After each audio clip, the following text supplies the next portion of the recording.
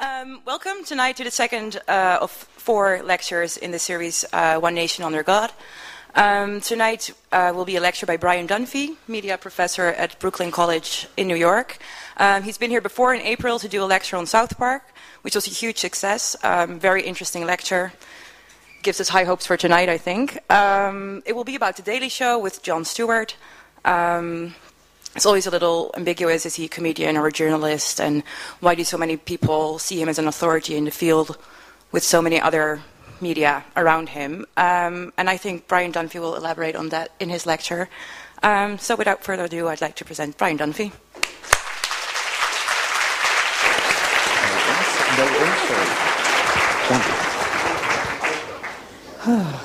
Good. Can we hear me in the back?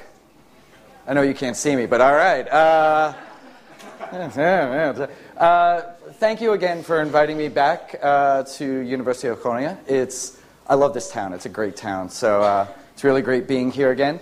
And thank you to Studium Generale for having me here. And thank you for putting the pressure on me for this one to top the other one. So let's try and see if we could top it. All right? Tonight, this evening, we're going to discuss The Daily Show with Jon Stewart and its impact on American politics, media, democracy, and its role in the 2012 presidential election. But to truly understand the traditions of the show, we need to discuss the origins and how the show became an essential part of America. One of those traditions is called the Jester, the Royal's Fool, or the Joker, the Clown, who is stationed in the palace to keep those in power entertained. The Jester's satirical targets were the clergy, or what we call the First Estate, and the nobility, often known as the Second Estate. The Jester used his sharp tongue and quick wit to make those at court laugh, openly mocking them, but always in jest. The Jester worked for the monarchy, but the subtext of what he was saying was for the people, the commoners, or the Third Estate. The Jesters gave a new perspective about the politics of the day by balancing humor and truth. The view from outside the palace walls as they punctured the bubble of the isolated sitting in the throne room. In America, there is no monarchy, no royal family, but the Jester hasn't disappeared. It's evolved. The bells and whistles, the outrageous outfits, the eccentric hats gone, though not really, but the antics, the humor, the satire and honesty certainly remain. We have jesters and satirists speaking truth to power, with Jon Stewart and The Daily Show leading the way. But before Stewart, America has actually had a litany of jesters and satirists taking on the powerful. Ben Franklin wrote numerous satirical pieces, with one titled Rules by Which a Great Empire May Be Reduced to a Small One, where he savagely critiques the British Empire. 3 years later, Thomas Jefferson uses those exact same grievances to write the Declaration of Independence. In the 19th century, Mark Twain wrote Huckleberry Finn, writing about the injustices of slavery and the plight of the black man in slavery America. In the 20th century, the satire blade cuts deeper but also faster, as Will Rogers, a famous cowboy, actor, and writer, reported from the opening moments of the presidential convention for the Republicans in the 1920s. Here he writes that the Republicans are blaming the Democrats for such things like war, pestilence, disease, floods, famine, and for some reason, suspenders. While at the same time, the Republicans are taking credit for such inventions as the radio, telephone, baths, the automobile, and law enforcement. However, never to leave the Democrats unscathed, Rogers writes from the opening moments of their convention in the same year, quote, "They fought and adjourned in a dandy wave of dissension. That's the old Democratic spirit. A whole day wasted and nothing done." Or my favorite quote, "I'm still trying to get to the floor to nominate Calvin Coolidge at this convention. I know he was a Republican, but Democrats did better with him than anybody we ever had in." It's a great line, especially if you look at modern day politics. A few years later, political cartoonist Herb Bloch and others commented on the 1950s, the state of America in the 1950s during the height of the Cold War and Red Scare era, as he challenged the government's motives and the legality of their actions. Around the same time, comedians and entertainers began what Stephen Kirshner would term the age of liberal satire. as a way for liberals to speak to those in power, as the U.S. had a conservative president in Eisenhower and a conservative military outlook as they were combating terrorism around the world. Leading the charge during this age of liberal satire was comedian Lenny Bruce, who pushed the bounds of good taste, conformity, sexuality, and race relations with coarse language that I will not utter here, and never heard in public before, and he was actually arrested in a New York City nightclub for using said language. Into the late 1960s and into the 70s, primetime American audiences were confronted by the Smothers Brothers variety show as they commented on the ongoing protest of the Vietnam War and the illegal actions of President Nixon through song and comedy. The show was actually groundbreaking in its obvious leftist slant, but due to political, advertising, and organizational pressure, the show was canceled within 2 years. We also have the emergence of one of my heroes, iconoclast comedian George Carlin, as he followed in the footsteps of Lenny Bruce by challenging the system using language to explore and test the bounds of reality, and also battling the Federal Communications Commission and the notion of truly what is free speech in America.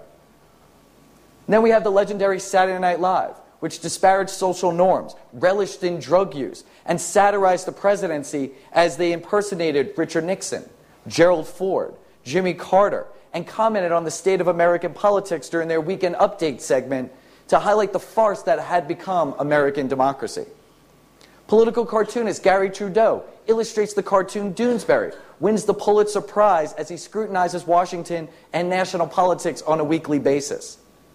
A decade later, Trudeau joins forces with celebrated director Robert Altman to create Tanner 88, an HBO mockumentary that weighed in on the presidential nomination process by having a fake candidate interacting with real candidates on the campaign trail. And his daughter was played by Sex and the City alum Cynthia Nixon, which I find kind of funny. I do. In the 1990s, political comedian Bill Maher gives the television world Politically Incorrect, a weekly show where he fused politics and entertainment in a way unseen before and ushering in the era of what we now call entertaining politics. Each week he would have on politicians and pundits, but also stars of stage and screen discussing the day's news. And then we have the rise of The Daily Show with Jon Stewart, as they have now become one of the most important voices in American media today. A jester, a clown for sure, but this jester wears a suit and tie, which seems outrageous for a jester, so he sometimes puts on a funny hat to remind everyone where his tradition evolved from. I love that bit. I don't know if you know this, but The Daily Show was actually created by two women, Liz Winstead and Madeline Smithberg, in 1996. Though originally conceived as a political satire show, it took on more of a pop culture show with human interest stories because it was originally hosted by Craig Kilborn, a smug, sexist former sportscaster. He was. The show was successful for Comedy Central, and in late 1998, Kilborn leaves The Daily Show, and Jon Stewart is brought in as host and executive producer. The first change, the title of the show, The Daily Show with Jon Stewart. And Stewart brings in a new group of writers and producers who have a similar view of the world as he did, as they took the show in a more overt political direction. And since that time, The Daily Show has been mentioned next to such iconic names as Ben Franklin, Mark Twain, George Carlin, as the show has raised the bar for social commentary over the last decade. Now, to Stewart and other satirists, they're in the business because of the failure of something. For Stewart, it's the failure of the media, or what Thomas Jefferson and Ben Franklin coined as the fourth estate, as a response to the first, second, and third. The media of the fourth estate was supposed to be on the people's side, not working in concert with the powerful. The media and government were supposed to be in an adversarial relationship. They were supposed to be battling, not a mutually beneficial relationship with no real fights going on. And this failure has been documented by a recent poll from Gallup in July of 2012, as it's revealed Americans' confidence in news has dropped from 46% to 21% over the last 20 years. Yet as the confidence has dropped, Stewart has risen to the top as one of the most trusted news anchors of the country. In fact, media surveys have shown an overwhelming majority of men and women under 35 list The Daily Show as one of their primary sources of television news. Stewart's audiences, when polled, are often more knowledgeable about domestic issues and are more informed overall than their real news counterparts.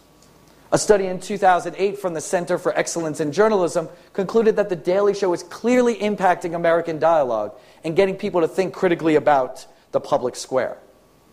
And as this has happened, Stewart has become the leader of a new estate as it has emerged, what we now call the Fifth Estate, a term coined by Syracuse University professor Robert Thompson. This is a new check against those in power and in the corporate media. Now, anyone in this room, as I always say, can be a part of the Fifth Estate, but Stewart is the leader. Now, while he still works for a corporation, he's managed to maintain an outsider status, and an outsider status, a rebellious one needed to fall into this category. However, not all believe Stewart is the right person for the job.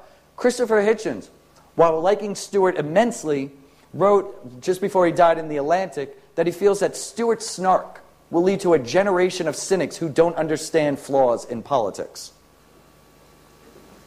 Richard Moran of the Washington Post wrote that in Jon Stewart may be, quote, poisoning democracy by giving people under 35 no reason to vote.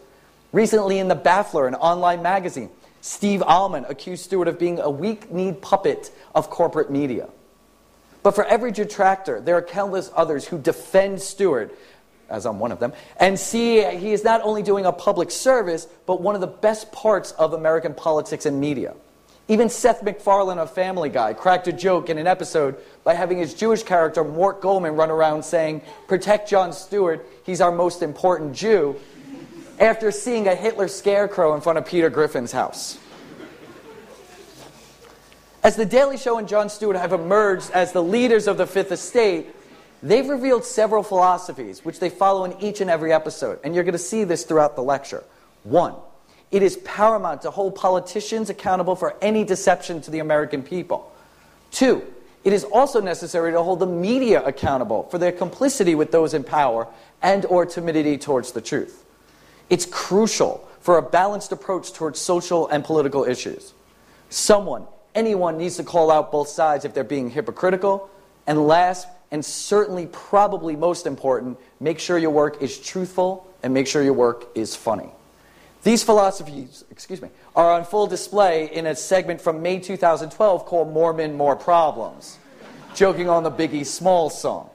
Here we're going to see several things. The first clip, Mitt Romney's religion, his Mormonism, and the media and public reaction to a religion that they don't have that much experience with, don't understand, so we're going to get that classic that classic Daily Show humor. As you know, Mitt Romney is Mormon. No, I don't. That's kind of unnecessary. He's Mormon. There's nothing frightening. There's nothing frightening about him being a Mormon. Okay.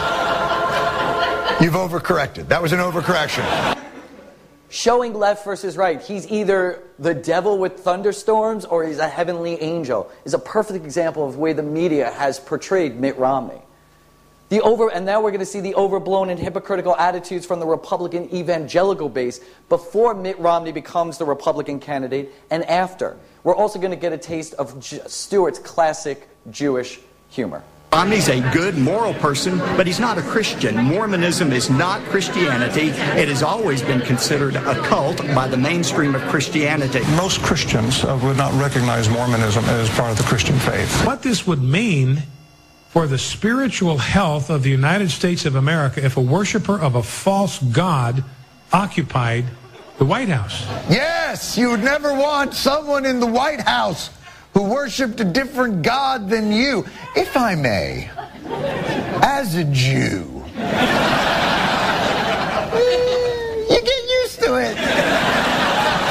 But of course, those comments were made while Romney was still duking it out with real Christian candidates. Now that a false god has triumphed, what are you going to do?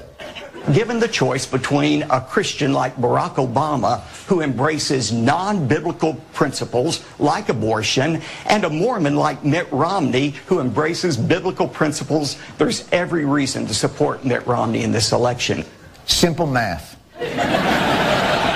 I hate Barack Obama more than I love Jesus.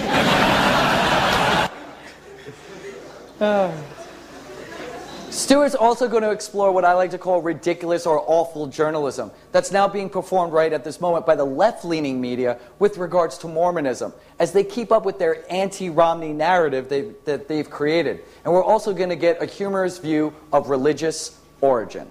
Mr. Romney has but two choices. He can either keep lying and potentially win the White House, but bring eternal damnation upon himself, or he can start telling the truth. Yes, those are his only two choices. Or he could make the third choice, the one every president and politician has made from the dawn of time. Continue to profess your faith whilst also lying. Being a Mormon has nothing to do with Romney's conundrum. You don't spit scripture at him, although it takes a bold man to judge someone by a book they are simultaneously on. I guess at least Bashir's not saying Romney belongs to a fake religion and worships a false god. That would be Lawrence O'Donnell's job. Mormonism was created by a guy in upstate New York in 1830 when he got caught having sex with the maid and explained to his wife that God told him to do it. Yeah, you know, Mormons aren't the only religion whose origin story can be alternately explained as a convenient alibi. You could just as easily say Christianity was created by a knocked-up teenage girl who told her parents an angel had come down and magically invented the Son of God. Or maybe you could say Buddhism was created by a guy who fell asleep under a tree, missed work, and explained he was late because he discovered another state of being. Yeah, whatever, fat ass. Get back to the deep fryer. Stop eating the inventory. And lastly, and most importantly, remember, be truthful and be honest. Be funny. And that's what we're going to see here, as Stewart reveals the truth about policies from the Republican Party to others in the population. It's unfiltered, it's honest, which what makes it so funny to hear. Well, you can't cherry pick the worst aspects of a religion and then hold every member of that religion solely responsible for it. It's not even relevant. It's not like Mitt Romney will pursue policies that are unfair to black people because he's a Mormon. He'll do that because he's a Republican. Notice that Stewart doesn't care about Romney's religion. And contrary to the mainstream media, they have not attacked Romney's religion at all. It's a non-issue for the show. It's not the honorable thing to do, I guess it would be in their eyes. For Stewart, the issues have to do with Romney's stances, his party affiliation, his hypocrisy from the past, the present, but also what he'll do as president in the future. But also Romney's penchant for flip-flopping allows for The Daily Show to use one of their favorite methods, going to the videotape. And we'll witness Stewart's methods, saying something as if someone would never say it, and then playing a clip of someone saying that and acting surprised as if he didn't expect it to happen. There's also the issue of his offshore investments and tax havens. Explain that. I don't manage the money that I have. In order to make sure that I didn't have a conflict of interest while I was governor or while I was considering a run for national office, I had a blind trust established. Oh. So avoiding conflicts of interest matters so much to Mitt Romney, he actually blinded the man running his money. I'd like you to manage my money. Oh, and one more thing. All right, so Romney's money was in a blind trust. I guess that's a pretty good excuse, unless a blind trust is just a ruse. The blind trust is an age-old ruse, if you will, which is to say, you can always tell the blind trust what it can and cannot do. You give a blind trust rules.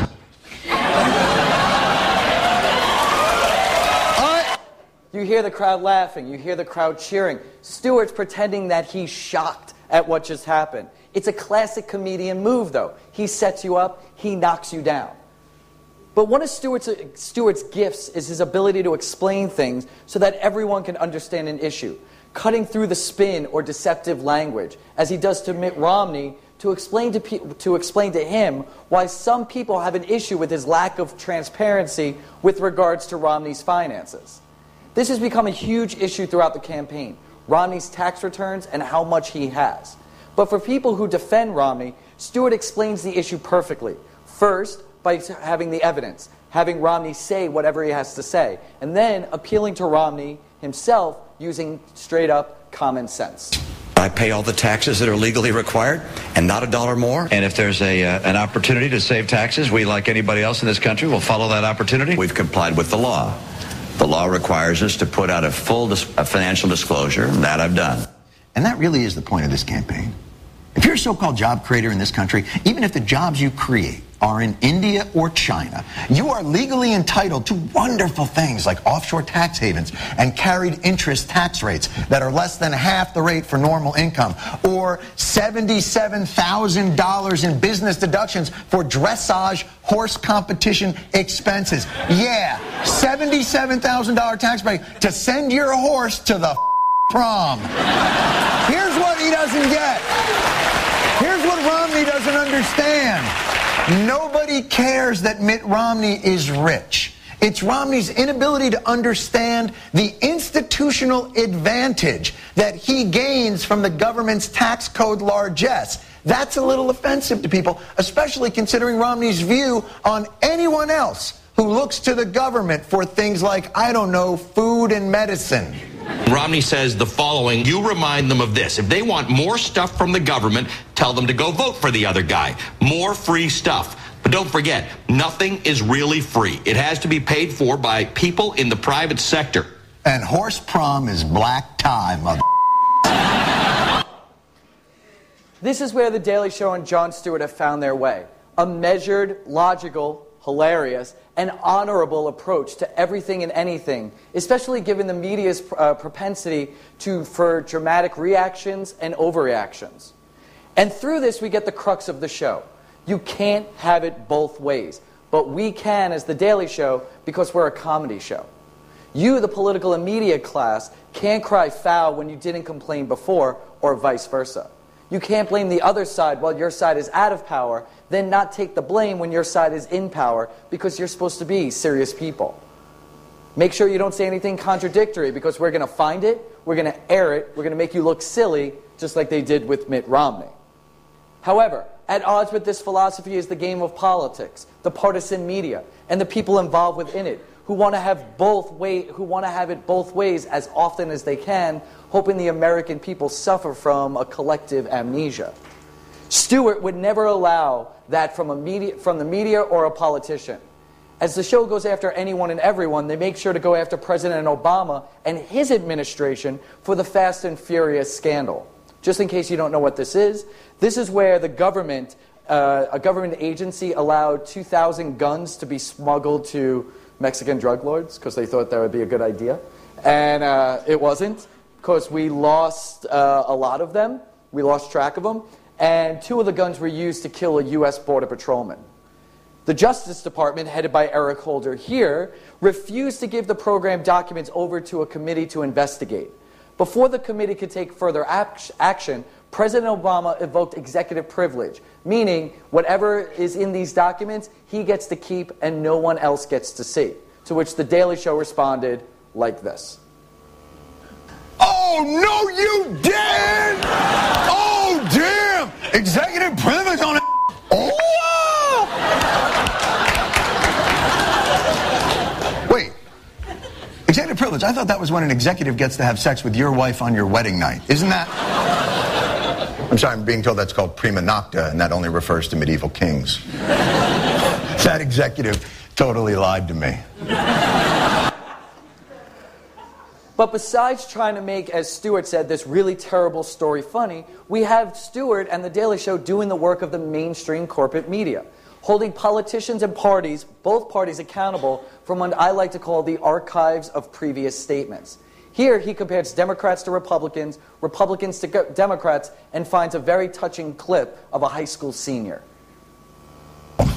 It turns out that during the Bush administration, executive privilege was seen by the Democrats as a refuge of scoundrels, a method of obstruction used for anything from keeping the Bush White House Valerie Plame investigation documents secret to preventing Karl Rove, Josh Bolton, and Harriet Miers from testifying about the 2007 attorney's purge. It upset many, many people back then. Here's one of them chosen at random. There's been a tendency on the part of this administration to try to hide behind executive privilege every time there's something a little shaky that's taking place. And I think the administration would be best served by coming clean on this. That handsome young high school senior is right.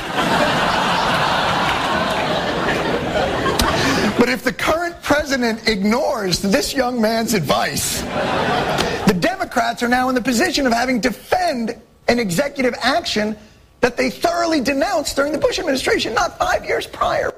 So what we're going to have to do here is he's going to play the game of politics by creating a game show to show how the Democrats and the Republicans are just playing games. And the name of the show?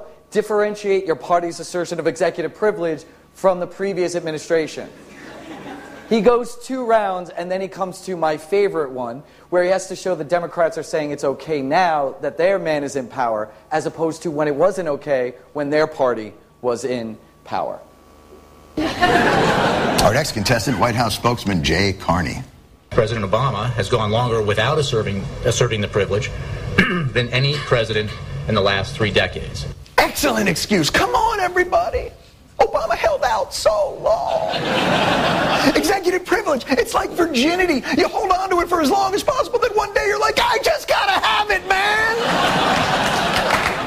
Just let me have a little executive privilege. Just touch it once. But is that different from what Republicans said in 2007? Survey says? In reality, President Clinton has raised executive privilege 5 times more than President Bush. Didn't differentiate. Same argument. Sure, our guy did it and it's wrong, but he didn't do it as much as the last guy. See, we get it. You were both virgins compared to the slut who was in office before you. Oh, Bill. A few weeks later, the Obama administration and others actually attempted to spin the disastrous U.S. unemployment numbers and to make it seem positive. The Daily Show, once again, having way too much fun with this game show motif, decides to create America's favorite game show and name it... Hey, everybody, you know the rules. The Obama team must find the best ways to spin this turd into something positive. Top 7 answers on the board. Let's play the turd. Now, the good news is that we have 27 months straight of job growth. Ooh, nice. Even though job growth failed to keep up with population growth, there were, again, technically more jobs last month than in the previous month. So with an assist from and an homage to one of the greatest purveyors of these sorts of game shows, we're looking for true, but still... Survey said... The number 3 answer, true, but still... It's a great game. After playing a few more rounds, we actually never find out the number 1 answer, which I'm a little disappointed about. But Stewart then points out the real issue with the economic numbers. Not assessing blame, but instead going back once again to the archives to reveal why the economy not recovering is such a disaster for President Obama. Mainly because he is the one who said so. No one ever said Obama would be a one-term president if he didn't fix the entire economy in 3 years. You know, a year from now, I think people are going to see that we're starting to make some progress, but there's still going to be some pain out there. If I don't have this done in 3 years, then there's going to be a one-term proposition. No, never end a sentence on a proposition. That's all the time we have for... We'll be right back. The crux of the show, you can't have it both ways, but we can because we're a comedy show. As politicians and people attempt this, the media's job is to prevent it from happening, and they have failed a majority of the time. Though there is the occasional success story. You could see Paul Ryan's VP nomination speech when a majority of the media pointed out the gross inaccuracies contained within it. It was so bad, even FoxNews.com summed it up in 3 words: dazzling, deceiving, and distracting. Stewart and The Daily Show's job is to point out the duplicitous nature of not just politicians and the media, but also the people who have been influenced by the two. It's holding on to these tenets and being consistent with their outrage and philosophy is what the American people desperately need, and has given Stewart numerous accolades, as the show has won the Peabody Award for Journalistic Excellence in 2002 and 2005. And they've also recently won their 10th straight Emmy for Best Variety Show. But Stewart's been hailed by those doing real news, Tom Brokaw, an award-winning journalist, newscaster, deemed Stewart the people's surrogate. The New York Times called Stewart the next Walter Cronkite, who was the most trusted newsman in the 60s and the 70s. CBS News says he has great political power and says it better than anyone else on TV. But Stewart says his job is to throw spitballs from the back of the room, that he's just a guy yelling things to those playing the game. Like this spitball gem from the 2004 Republican convention regarding Vice President Dick Cheney and his storied past. But while most of the boys I knew saw the charm of driving back and forth time and again between the two A&W root beer stands in our small town, Dick did not. And when practically everybody in Casper, Wyoming started doing the twist, I can tell you Dick did not. And when all those young men were forced to go to Vietnam, Dick did not.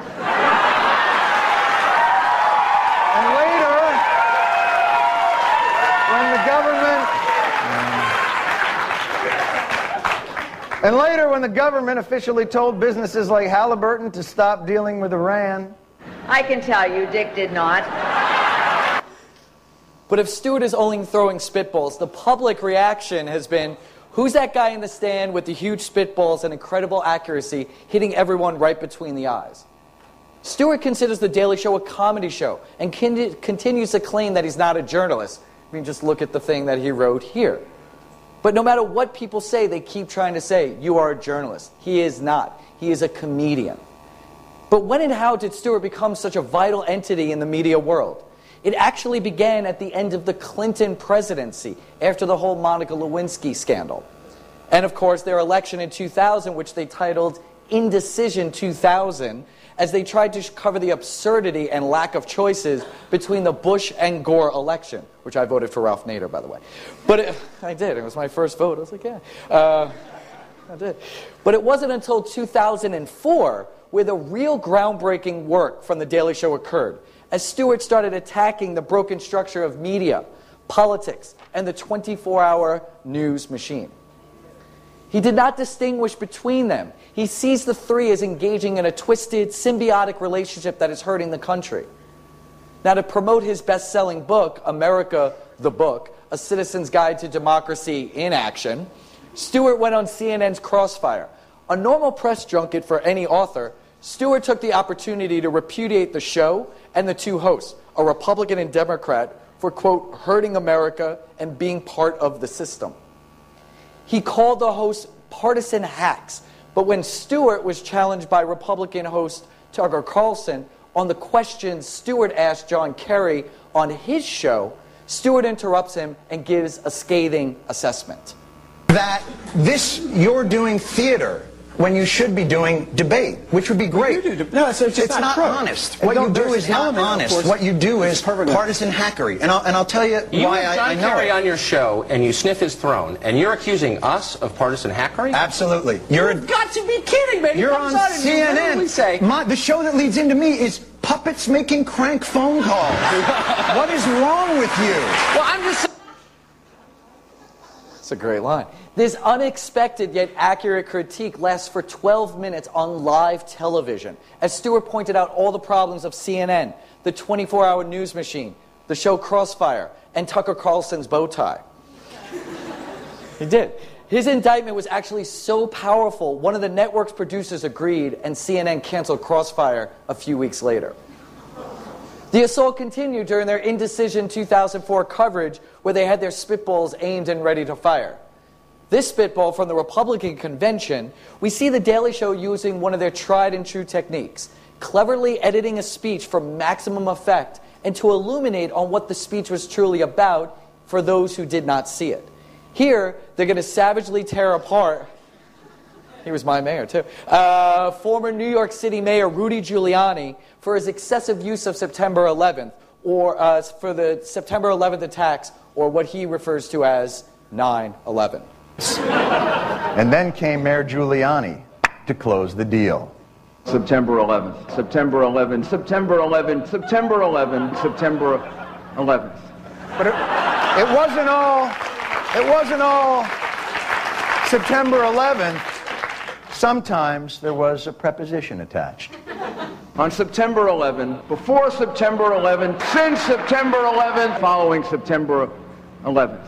And the mayor threw the occasional curveball. September 20th. Whoa!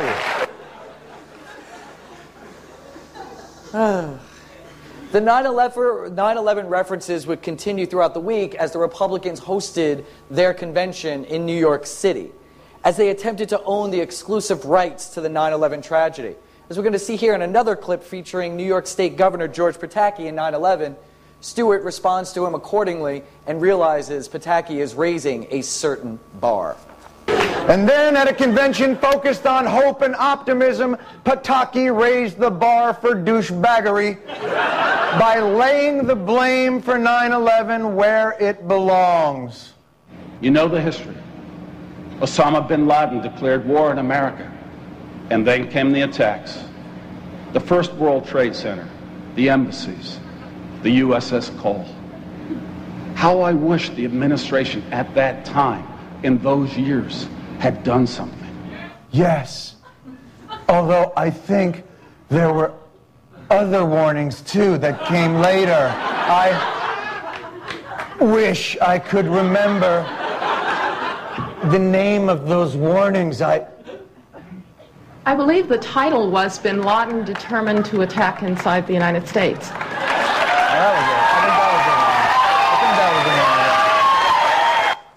This is The Daily Show at its best, not allowing politicians to get away with saying something that, while partially true, can certainly be blamed on other people, or simply going back to the archives of previous statements to prove their point against what the person is saying, and of course being truthful and being very, very funny. And if we fast forward to the recent 2012 conventions, Stewart and The Daily Show continue their work on both parties as they reveal the hypocrisy from both people on the left and on the right. Here, he enlists the correspondence from the Republican convention in Tampa, Florida. And The Daily Show is going to reveal a major defect with regards to a major Republican philosophy, that everything should be run like a business. We've heard a lot this week about Mitt Romney's #1 qualification for president. Mitt Romney turned businesses around in the private sector. He's made a success of failing companies. America needs a turnaround, and the man for the job is Governor Mitt Romney. And why is that? I think government needs to run more like a business. These aren't easy conversations to have, but if it's not working, you got to end it. It's got to go. If a branch of Blimpies is failing, they don't reward it, they shut that down. Exactly. Always letting the market decide would be the best thing to do. Oh, okay. And where are you from? Mississippi. Mississippi. Whoa! Whoa, dead last in per capita income. You are costing the federal government $20 billion. That is, you know what? I think we're going to have to let the market decide. The rest of the piece, what they do is they go up to every single state, breaking down how much they're taking in versus how much they're giving back to the country in taxes. Instead of pandering to the people like they do, like South Carolina, -22 billion, or Iowa, -6.5 billion. Instead of pandering to the people, The Daily Show reveals what their states are costing the U.S. to their face. And if they want to run the country like a business, the states that they're in are the ones that are causing the most problems for the United States. You nervous, Todd? A little bit. It's kind of hot, though. Yeah, because I see you sweating. Yeah. You anticipating bad news in this conversation? No, not really. Well, you're about to get some. Wisconsin is failing. You are taking in more than you're giving back. That's what they say. No, that's what I'm telling you. I'm looking at your numbers here. They're middling. I know you're Wyoming. No one really expects anything of you. What do you think? Yeah. Would you like a Gatorade, a towel or something? No, I'm fine. It seems like your whole face is crying. These conversations are never easy. Okay, it can be painful. We've decided to let Georgia go. If the Republicans want to run the country like a business, The Daily Show is going to treat them like a business. And this is done not for just laughs, but to point out the short-sightedness with regards to their philosophy with cold, hard facts and numbers. But they do point out the positives. Connecticut, $13 billion in the black. And California, well, barely. But hey, you know, at least it's something. But if the country were to be run like a business, representatives from each state would be brought in would be brought in to be in front of a boss played by Jason Jones, as he brings in 3 states, Mississippi, Wyoming, and Minnesota, who now have to convince him why they should get to keep their state in the Union. You, Minnesota, why the hell should I keep you? We have a land of 10,000 lakes. You, go home and water ski. Wyoming, what do you got? Least population in the Union, wide open spaces. Yeah, who gives a go fly a kite? Mississippi, you think this is funny? Yes. You see this watch? This watch is worth more than your entire state. We know what hard work is, and we're good at it. Then we grow cotton, and we're the most hospitable people that you'll ever want to meet. I gotta be honest. Her state's a piece of she is outselling you too. Take your CD. Get the out. You're fired. One of the best parts of this show is when the correspondents take on normal people and expose their flawed ideology, and how social Darwinism, only the successful surviving, doesn't work, especially in economic depression, because these people would end up voting against themselves. As we're going to see in this clip from The Daily Show's 2012 Democratic Convention in Charlotte, North Carolina, they're going to point out that while tolerance is what the Democratic Party is all about, it turns out that's not exactly true. Not everyone in the all-hugging, all-inclusive party is, well, all-inclusive. They claim to represent everyone and anyone and everyone, but that isn't exactly true. Except unless you own a corporation, or if you're a hunter, a gun owner, white males. Really, you want to lose all the white males? They're a bunch of gun-toting hillbilly tea partiers. That's all I have to say. Bang, bang, bang, bang, bang. Right. Bunch of jerk-offs, right? Definitely. How open are you? Well, open enough to include everybody. Oh, really?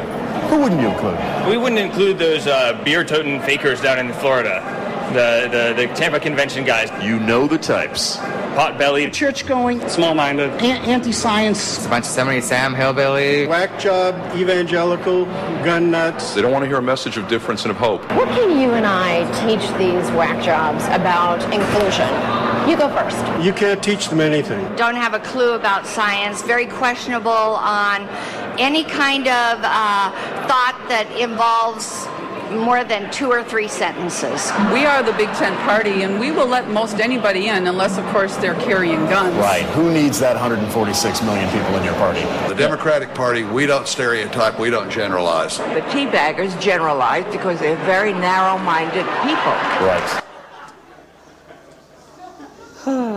Similar to the Republican convention, the joke is on them, as The Daily Show continues to make their argument that the people supporting the Democrats are not as progressive as they believe themselves to be, not as tolerant or fully invested in their philosophy, and they have to keep testing it.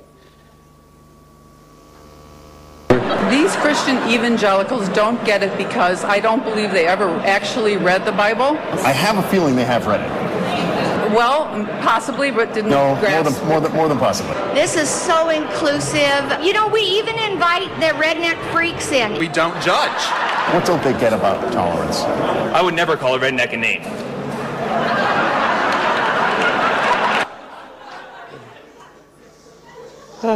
But all in all, The Daily Show is really trying to keep with that core philosophy. You can't have it both ways. And if you're being a hypocrite, they're going to call you out on it. And they're going to try to make you see the flaws, as they tried to show Grandma. The world would be very beautiful if we could just accept everybody's differences. Exactly. Accept everyone's differences. Mm-hmm. Everyone's differences. Yes. We need to accept everyone. You mean I should accept them? Is that what you're saying?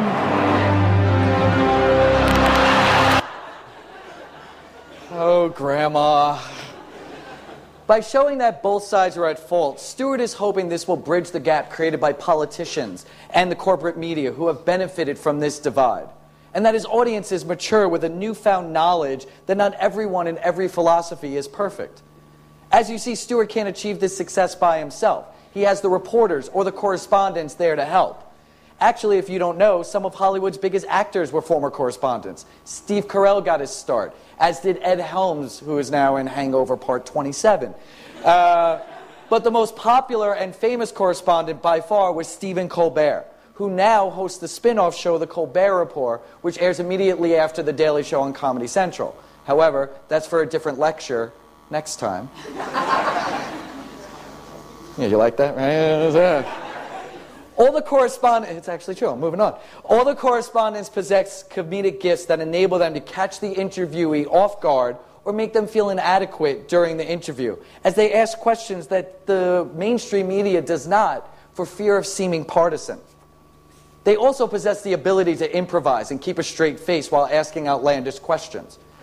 But the reporters or correspondents look like real news correspondents. A suit and tie, cameraman, lighting, notepad, microphone. Yet sometimes, by the end of the segment, they end up looking like a jester more than anything else. The questions are sincere, but with the jester or the clown's sharp tongue and obviousness attached to it. One example of this is from my favorite correspondent, Asif Manvi, as he investigated Republican Florida Governor Rick Scott, who just instituted a law that all poor people who are receiving money from Florida taxpayers to submit to a mandatory drug test in order to receive funds. Yeah. The law was targeting welfare recipients because, according to Governor Scott's studies, it showed that people on welfare were on drugs way more than those who weren't. The bill passed by more than a 2-to-1 margin because of this evidence, which turned out to be completely untrue.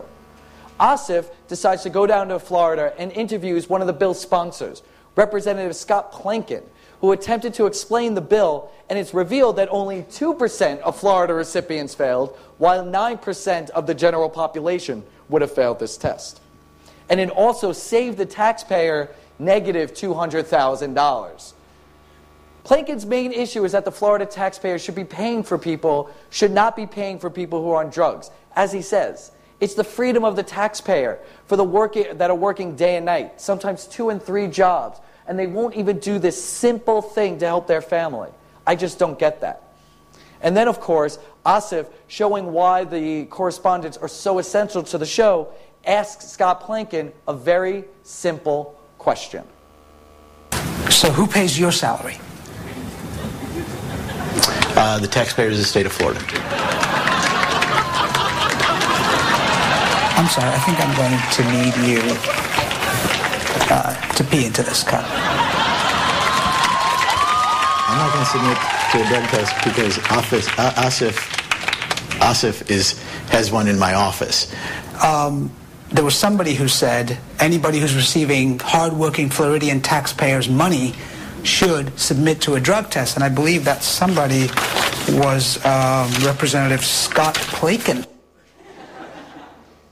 Just look at his face. I mean, he was scared when he whipped out the cup. But using politicians' own words against them while seated in front of you is exactly what journalists are supposed to do, and it seems to be missing from the mainstream media. However, not satisfied with calling out Plankin's hypocrisy, Asif goes after the kingpin and the architect of the bill, Governor Scott, as he crashes his press conference in early 2012. Governor, you benefit from hundreds of thousands of taxpayer dollars every year. So would you be willing to pee into this cup to prove to Florida taxpayers that you're not on drugs? You're not using that money for drugs? I've done it plenty of times. You would?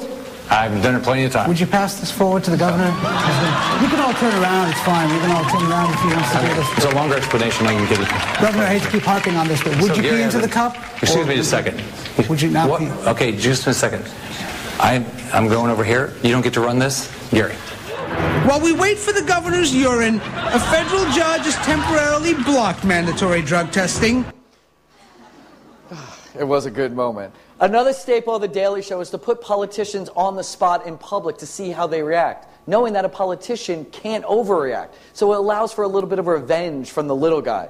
And the correspondents then join Stewart as the people's surrogate by speaking truth to power by embarrassing those who are making the laws governing us. Once again, The Daily Show having it both ways, making us laugh, but also holding politicians' feet to the fire. Like when Al Madrigal travels to Oklahoma to report on a bill called the Personhood Bill that determined that life begins at the moment of conception between sperm and egg. And it should have all the rights and protections of a human. Yet some in Oklahoma don't think the bill goes far enough. Like State Senator Constance Johnson. I put forth an amendment that outlaws the depositing of sperm anywhere other than in a woman's vagina. Why? If we're talking about protecting life, then let's talk about life at its very basic beginning. It gets worse, trust me. It really does. After this, we're introduced to one of the main opponents of the bill, Republican State Senator Ralph Shorty, a pro-life advocate, as he explains his reasoning for opposing the Johnson amendment. And here is the prime example of what The Daily Show does. Letting the politicians explain themselves in more than a 10-second soundbite, giving a small follow-up which makes the person realize they're holding a contradictory position to what they just said. And you're not going to believe this pro-life state senator's reasoning. One, it would be a huge free choice issue. Basically, the government is telling a man what he can and cannot do with his body. Okay. There's not another individual that knows what's better for you than you. And who are women to think that they can control our bodies? Right, just like who is a man to think they can control a woman's body?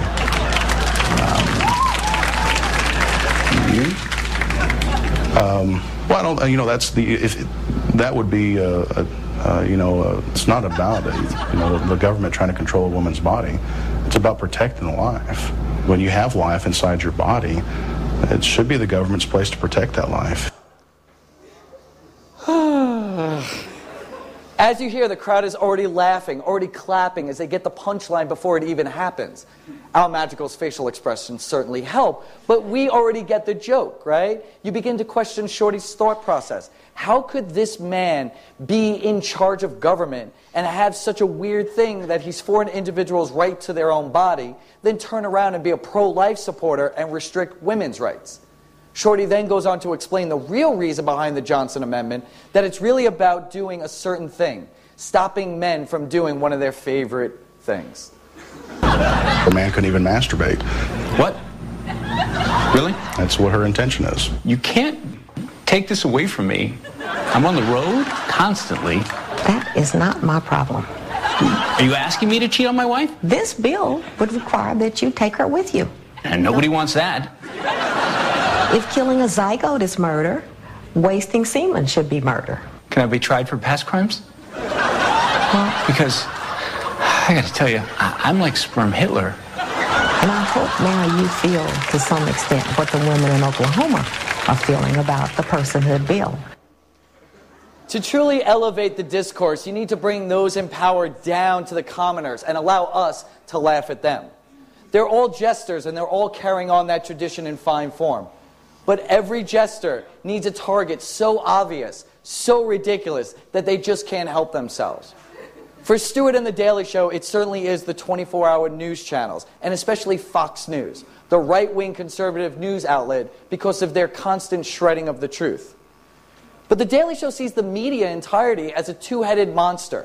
A two-headed monster feeding off itself and devouring those who watch it between left and right, liberal versus conservative, with no room for nuance. Stewart points out the political and media insincerity on a nightly basis by deconstructing the 24-hour news coverage and, of course, the selective outrage machine that's housed at Fox News. The brunt of his attacks against Fox are constant, as the worse and more obvious Fox has become with their anyone who is against us is an enemy narrative, the more Stewart feels the need to respond. Stewart and The Daily Show have actually caught Fox doing things, like using previous footage from an older rally from September to show that the rally in November was just as well attended by the population. Stewart pointed it out, everyone caught on to it, and the next day, host Sean Hannity comes on and apologizes to the American people and to Jon Stewart, which Stewart responds, "We're watching you." But The Daily Show really just wants fair and balanced reporting from Fox, where what was a controversy 5 years ago is a controversy today, or vice versa. But you know what? Stewart will set up for what happened last week, as here he's going to illustrate from the Republican convention, Fox News' coverage. During the convention, they said nothing should distract from the economy, nothing but the economy. No side issues, no social issues like women's rights or abortion. Nothing but the economy, the economy, the economy, as one news anchor put it. However, 1 week later, things were certainly different. I wonder how they feel about the social issues and party platforms this week. 0 times. That's how many times the DNC's official platform mentions the word God now. God-given potential was removed. It was down from 7 mentions in 2004, 1 mention in 2008. How can there be an entire section on faith if you don't mention God? Thank God Fox News is on it, pushing the button, saying, hey, where is God in the platform? Yeah. Thank God. Fox is truly doing God's work. Well, God's busy work. The kind of work he doesn't need done, because he's God. Stewart continues to break down Fox News' coverage of the RNC versus the DNC to show how truly biased their coverage is. But it wasn't a week later that we get an even better example, as Stewart's anger boiled over involving one of the most incredible moments in presidential campaign history. This is where The Daily Show takes its rightful place next to the great satirists and jesters. Sharp and cutting commentary, not allowing for the other side to change the debate, framing the argument in a way that while others have attempted and failed, they have succeeded. And also doing the work of investigative journalists, as The Daily Show seems to be better at it than the mainstream. Better yet, he's a modern-day Don Quixote for the modern age, hoping to right the wrongs of the current, with his trusty writers as his Lance, Stephen Colbert as his Sancho Panza. Stewart stabs at the powers that be, hoping to make a difference. Now, this newest scandal is huge and deserves all the attention and the response. Now, some background. A day earlier before this segment aired, a videotape was released by Mother Jones magazine, which Fox News immediately dismisses because they're liberal and they don't like Mother Jones. In the videotape, Romney says at the very end that there are only 47% who will vote for Obama no matter what, and that they feel they're entitled to health care, to food, to housing, to you name it.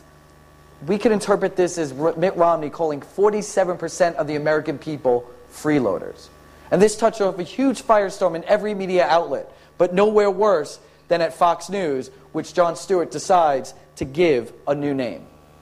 Then at Romney campaign headquarters, where it triggered something I like to call chaos on Bullshit Mountain.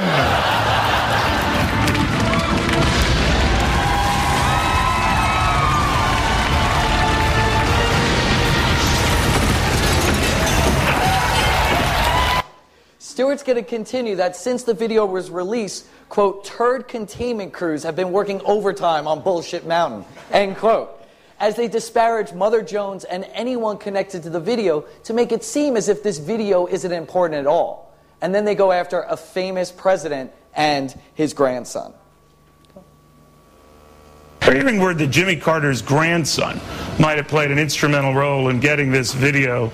Oh my God, your campaign got blown up by Jimmy Carter's grandson? Oh, the Habitat for Humanity!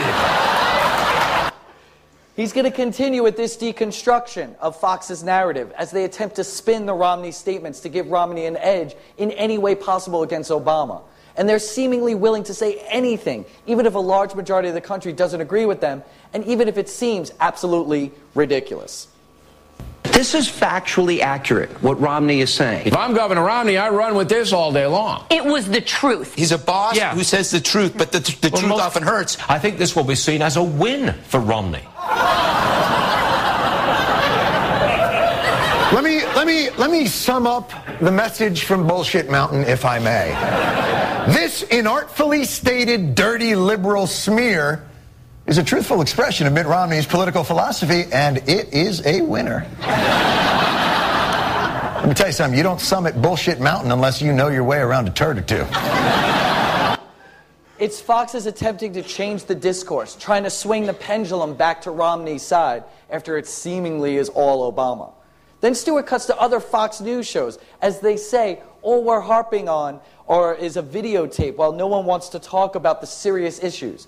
So he congratulates Fox and says, yes, let's talk about serious issues, and then cuts to coverage later that day. A new recording surfaces. This time, it's President Obama who gets caught. It's President Obama's turn to be haunted by something he said once upon a time. Are there no rules on Bullshit Mountain? I mean, I expect this kind of behavior from people living at Asshole Cove, but not. Stewart's going to keep at Fox News. Not because he's anti-Republican or against conservatives. If you actually watch the show every day, you see he actually has a lot of conservative and Republican philosophies. But Stewart's anger stems from Fox News' lack of honor, as he's watched turd containment crews attempt to spin the statements, change the issues, or distract in any way possible. It turns out the Obama tape was made in 1998, but the Romney tape was made in May of this year. And Fox has attempted to dismiss that by making it seem as if May was so long ago, like it was decades ago. But fortunately, Stewart is on the case, and in classical satirical fashion, he shows the absurdity of the statement and, of course, makes us laugh. It features Governor Romney speaking to supporters at a fundraiser way back in May. Oh, this video is from way back in May. May! Oh, my God. Oh, I mean, that was like before June.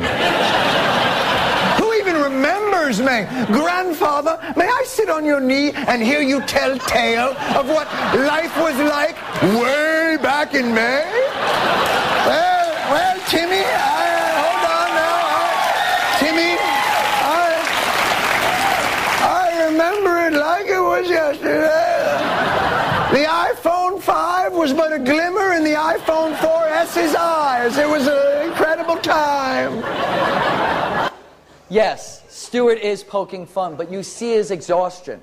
Like a Don Quixote fighting windmills that are never going to stop spinning, yet Stewart will never stop fighting. But Stewart feels he needs to respond to the statements that are made by Fox News. He does the same when other news networks fail, but Fox seems to do it more often than not.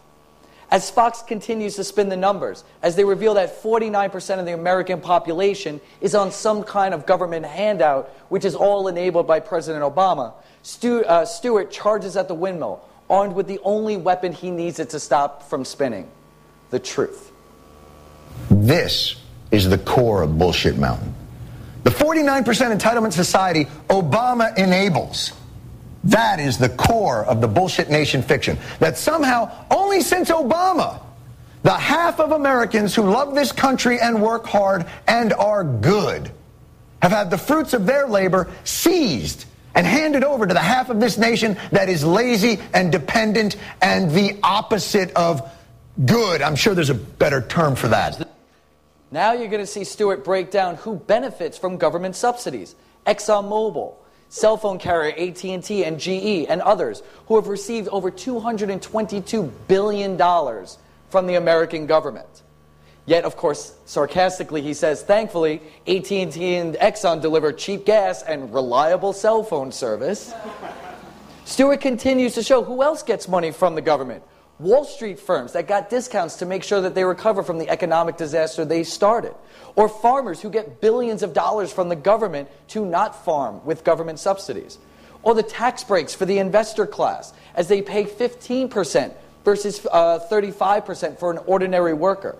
And Stewart knows this is unfair, and he wants to show it. He needs someone who is the best example to show who is the person he could explain this to. Boy, I wish we had a poster boy for that element of the moochocracy.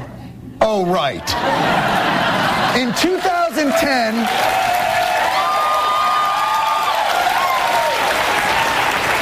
In 2010, Governor Romney had an adjusted gross income of $21.6 million, yet paid only $3 million in federal income tax, or 13.9%. Without the preferential investor tax code, Romney would have paid $7.56 million, a government subsidy of $4.5 million. Or to put that absolutely fair tax break given to a job creator in moocher class dependency terms, enough food stamps to feed Mr. Romney through the year 4870. By the way, that's no bullshit, that's the math. The biggest problem with the denizens... Then Stewart's going to sum it up. Like a lawyer making his case, he finally appeals to the jury. Or Don Quixote convincing someone to join him on his quest, as Stewart has now given his audience the knowledge needed, not just to make their own decisions, but to understand that this is more than just talk, spin, or distraction. What this really is truth. The biggest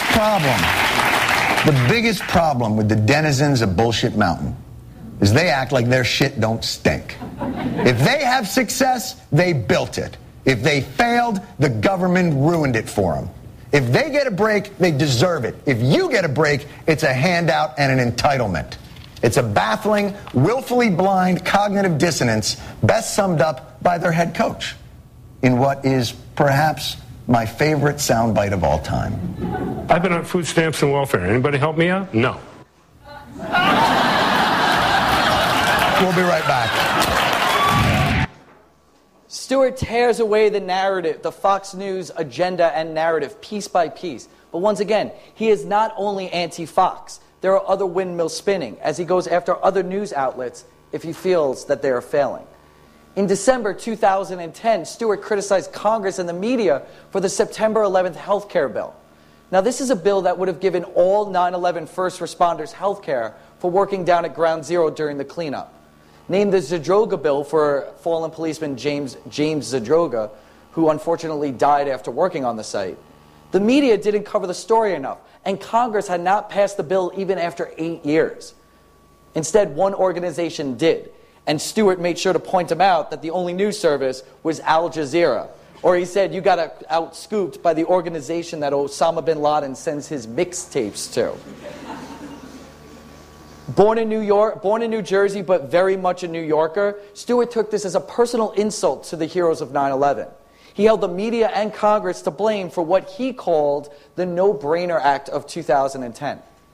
For 1 week, Stewart used his power as host to eviscerate the media and Republicans who were holding up the bill and call them out, name by name, to highlight their duplicity as they cared more about tax cuts for the wealthy than 9/11 first responders' health. That week, he wasn't throwing spitballs. These were grenades, and they were doing damage. This was about real honor, about righting a real wrong that he saw in society. And the final segment, one of the final segments of the 2010 year, Stewart brings out 4 9/11 first responders who are all suffering from terminal cancer that they got while working down at the site to give a face to the tragedy. And then he shows why he's a truly honorable person by apologizing to them for the American media and the Congress. Gentlemen, I cannot thank you enough. All I can do is I feel like apologizing to all of you, and I'm not even sure why. It's an absolute travesty. I appreciate your service, and I'm really hoping that this is a good Christmas for you guys, because you certainly deserve it. A few days later, due in large part to the Daily Show's work, the Zadroga bill is passed. Stewart takes credit for it, but doesn't. And a few weeks after that, Stewart's named to the 9/11 Memorial Fund as one of the people who sits on the board because of his advocacy. It was the zenith of Stewart's power, affecting legislation and calling out the hypocrisy for those who only give 9/11 lip service and everything that it entails. Stewart's ascent to the throne as one of the most trusted newsmen occurred in the era of Republican dominance in government at a time when dissent was stifled. But as the U.S. has emerged out of that dark time, Stewart has managed to hold the Obama administration to the same standard as the Bush administration, especially in regards to the war on terror. In this clip, Stewart's going to criticize the Obama administration for having a, quote, kill list of suspected terrorists by drone strikes. Stewart explains the controversial kill list program, and then through news footage, and then we cut back to Stewart to reveal how we should really feel about this program.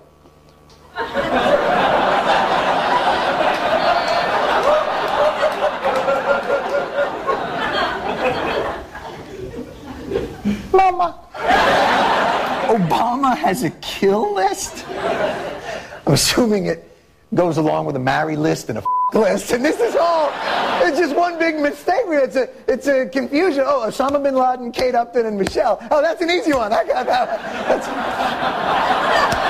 one. Stewart's then going to explain how he is concerned about collateral damage, but also who decides when the drone strikes hit, who is a terrorist and who is not. And then he gets his answer by White House press secretary, and we get Stewart's subsequent reaction. We have at our disposal tools that make avoidance of civilian casualties much easier. I guess the drones are probably doing like biometric readings and instantaneously cross-referencing databases of known criminals, and that's probably how we do it, I would guess. President Obama has ordered that all military-age males killed within range of a drone strike be counted as enemy combatants. Or we could just change the meaning of words. That's another way. You could just change the meaning of the word civilians. And maybe any females that we end up killing, they're not women, they're ninjas.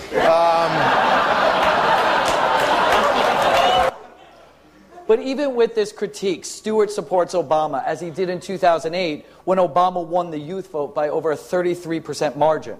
And if a majority of 18 to 35-year-olds list The Daily Show for news and information, he certainly had an influence. And now with the election in full swing, Stewart has and will continue to play an important role as media watchdog and a jester. But he will never support a candidate, because once he does that, he's no longer the jester. He's part of the media. His outsider status changed. And then he wouldn't be able to have it both ways, which is essential to the work The Daily Show does. However, it is obvious which candidate he supports, as Stewart has slowly chipped away at the Romney image and some of his statements. Here, in our final little segment, Stewart examines Mitt Romney's plan on how to hand out the auto bailout, which was certainly seen as a success for the Obama administration. What about the auto bailouts Obama recommended? The auto companies needed to go through bankruptcy before government help. That was the right course I argued for from the very beginning.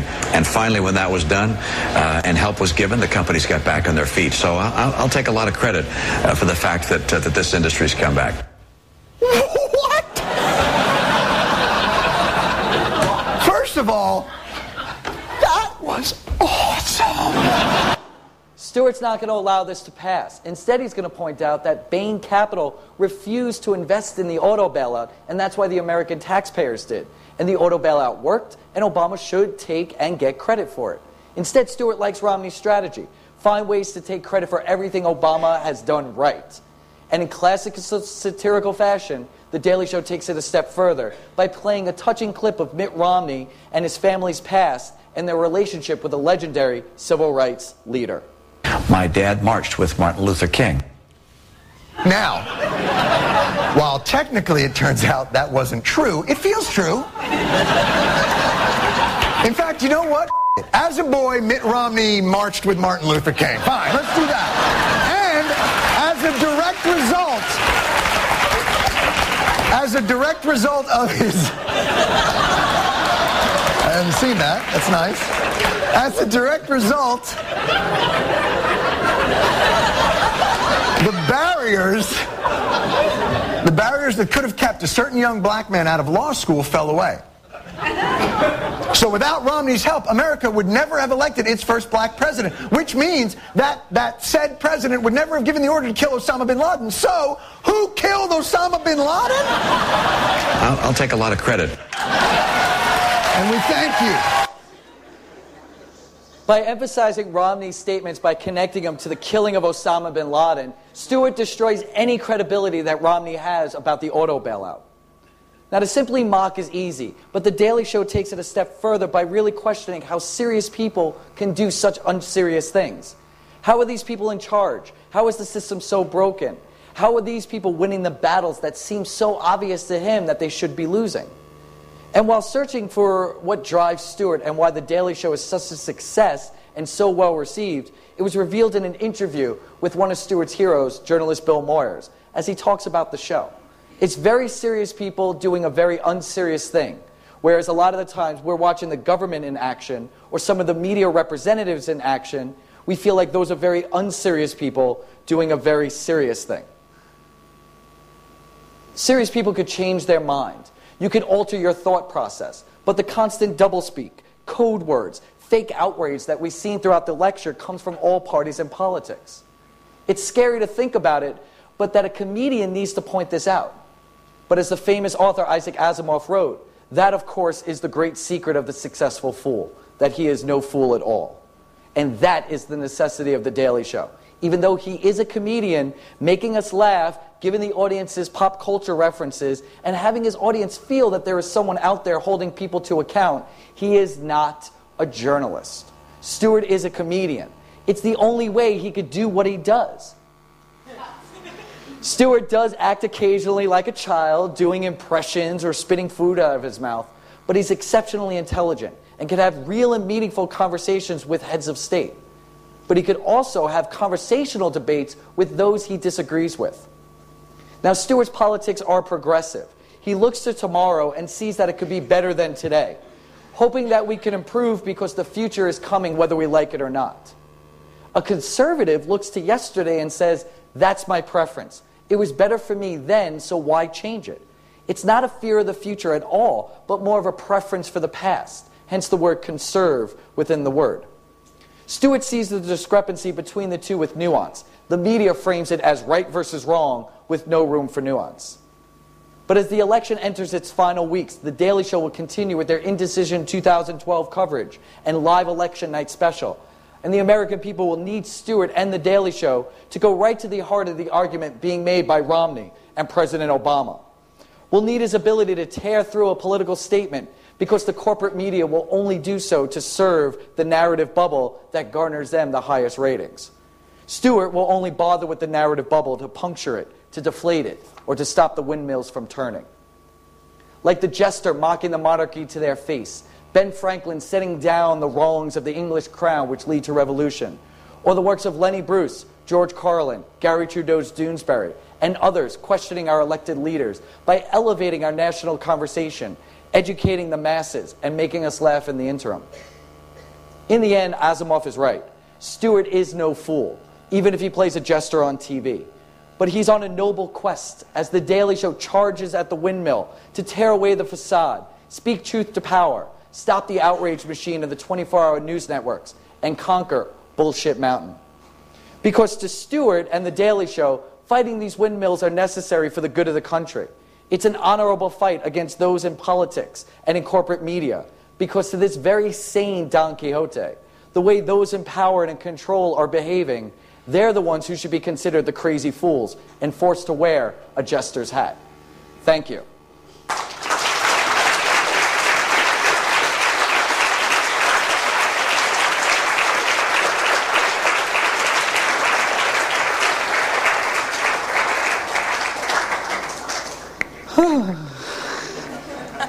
Well, thank you very much for this, again, very interesting lecture. Question time? Question time. I'll try for not sure. to talk too much. Kirsten is over there with a microphone, so if you have a question, just raise your hand and she'll come a-running. Don't be shy, Konya. Come on. There we go. The lady in purple.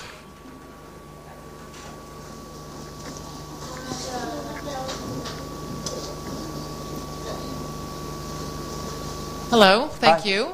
I have a question about, I think it's, you said a few contradicting things, I think. You said that he's not anti-conservatism or it's just anti-hypocrisy, but then you said he's clearly supporting President Obama, but he can't support candidates. But I think he's clearly has liberal views, like you saw in the debate. I'm sure you've seen that with Rumble. So I'm thinking, how can he be a jester if he has such a clear political direction or philosophy? Well, what I actually... Oh, that wasn't me, right? Okay. You're absolutely right. He does have a liberal... I don't like the word liberal. Let's call it progressive. I don't like the word liberal. Sure. I believe in progress, and so that word liberal should be thrown out. Progress. Let's move forward. This is a clip. It's 1 minute, and I'm going to play it from the Rumble with Bill O'Reilly that aired on Saturday night. And he gets asked that exact question. Does he support Barack Obama or Mitt Romney? It's obvious what his answer is, but is he going to say support Barack Obama? Is here, and he asked this question. I understand voting for Obama the first time. I understand voting for Obama the first time. What would justify voting for him this time? John? I mean, I don't know what to tell you, kid. It's a race between him and Mitt Romney. That would... It's not. You know what? Here's what I would say. Turns out Lincoln ain't running this year. So, I think you got to look at it like, you judge it, but I don't think it's a slam dunk either way. I think for people who say, like, Obama is the worst president in history, which I guess is your program. No. Yes, it is liberal, but did he say, vote for Barack Obama? In his sarcasm, in that Jester way, he kept at it. He did not commit. He knows that he can't toe that, he can't cross that line. I understand, but since it's so obvious where his sympathies lie, how can you call him a jester that speaks truth to power? Well, the jester... Half of the country probably, or I don't know, but a huge part of the country thinks of him as a fool. Well, no, actually, he wins awards for journalistic integrity. Everyone kind of respects him, and they try to make him a journalist. But at the same time, I could have shown this entire thing about him going against Obama. Every week, he shows things that the Democrats are doing and Obama is doing, and the left-leaning media is doing. Yes, the Jester, as I pointed out in the beginning, speaks for the people. Even though we know where the Jester's loyalty lies, and yet he works for the king, and he's speaking to them, just like Stewart is. He works for a big corporation, Comedy Central, and Viacom. Sorry, that just came out. But he refuses to take that side. But it is obvious where his things lie. I don't think it's a contradiction. I think that he's open about it in the sense of everyone knows where he lies. And when he goes after his side, it has that much more of an impact. It's way worse when they hide it. And I'm much more impressed that he goes after Barack Obama as often as he can. I've been traveling all week, but I heard that his Thursday episode was dedicated to just ripping into Obama. I just couldn't change it. I mean, it's too much, but it's too much to do. So we could keep talking, but I want to get more people in, so we'll keep going. So anyone else over there in the back with... You're going to make her run all the way up? Dude, in the hat, yeah. Nice hat, by the way. No, dude, I like it. On her way. Really? We're going to take... All right. Dude in the hat, I like that. Thanks a lot. A quick question about his impact on sort of the mainstream media. If you look at people like Rachel Maddow on the left and Brian Williams as well, they seem to be trying to lighten themselves up and perhaps almost try and do what he's doing in a way to almost legitimize themselves and try and legitimize the mainstream media again. To some extent, you're seeing that with Glenn Beck and that as well. I mean, how have you seen a sort of a transfer of what people expect from a news person as a result of what he's been doing? Well, two things. The two people who you listed are very good friends of his. He's a very big fan of Rachel Maddow, as am I. I think she's a genius. I mean, a PhD in politics from Oxford University. I'm going to listen to her. Brian Williams, he's been friends with for about 20 years. And I do think that the comedic entertainment influence of entertaining politics, what started from Bill Maher, has had, it's seeped into the mainstream. And that's not necessarily a good thing, because if that's going to get more voices out there and more people watching news and following news, so be it. There's a big difference between keeping it light while teaching us something important than giving us infotainment and why Kim Kardashian is who she is. Right? And I could start that. That could be a whole nother lecture. But the idea, is if they're going to give just a little comedy within their news, what Murrow said about illumination, education, and entertainment, okay, so we'll mix around the words. We'll put illumination, entertainment, and then education. I'm okay with that, and I think everyone else is. If we could have people speaking more and learning more, so we have to crack a joke, I'm okay with that. I hope that answered. I felt like I answered it. Yeah. Feels okay, like good. It. Next. Anyone else? Yeah, right over there. You can. Hi. Thank you very much for your lecture. I found it very interesting as well. I've watched The Daily Show for a long time, but I've also kept my eye on American politics for a long time as well. Is that you or you? I'm just electrically charged. Apparently. Okay. You okay? All right, just yell it. All right. I have a very loud voice, which is very convenient. Yes, you do. Okay. Well done. Working? Okay, hi. Is that better? Much better. Okay. So as I was saying, yes, I've watched The Daily Show for a long time, and I've looked at American politics for a long time. And The Daily Show it's a 22-minute sort of serial format as he goes through sort of various segments pointing out different issues that seem to be happening around the United States or sometimes around the world.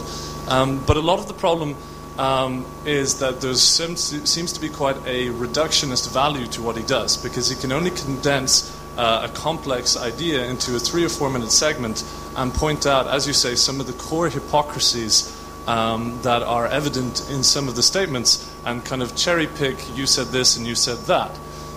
My question would be, do you think there is a danger to the political discourse in the United States resulting from this kind of minimization or perhaps I understand. damaged sort of context to the political discourse? If it takes him 3 to 4 minutes and we allow a 10-second soundbite not to pass, I'll take 3 and 4 minutes. We allow a politician to say something 10 seconds and we cut. If Stewart's going to give us 3 to 4 minutes to explain an issue, I'll take it.